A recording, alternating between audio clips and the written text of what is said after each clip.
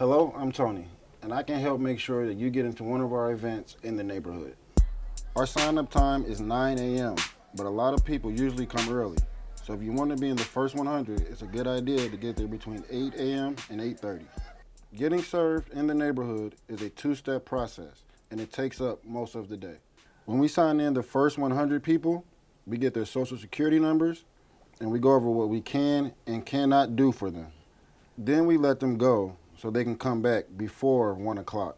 If you don't have transportation, you can wait with us while we do our homework. We check to see what cases are on the record.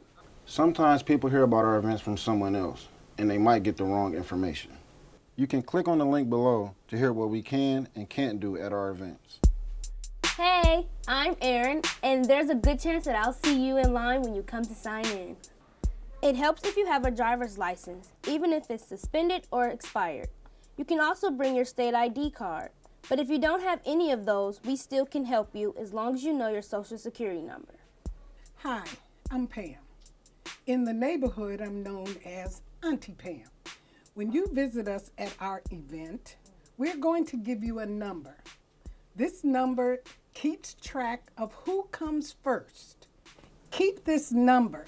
It's your get in, get out number. This number will get you back in.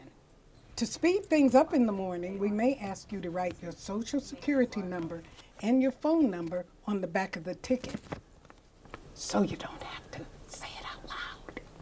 Hi, I'm Shannon. Let me explain more about what happens when you return at 1 p.m. We will call people in the order they were signed in, either by name or number. However, there are exceptions. If all the chairs at one station are full and there are open chairs at another station, we will call someone to fill these seats. At times they may be out of order, but we want to get everyone in and out as quickly as possible. Some people may have to go to more stations than others. We do keep an order, so we're constantly respecting who came first. We'll see you there. We'll see you there. We'll see you there. We'll see you there.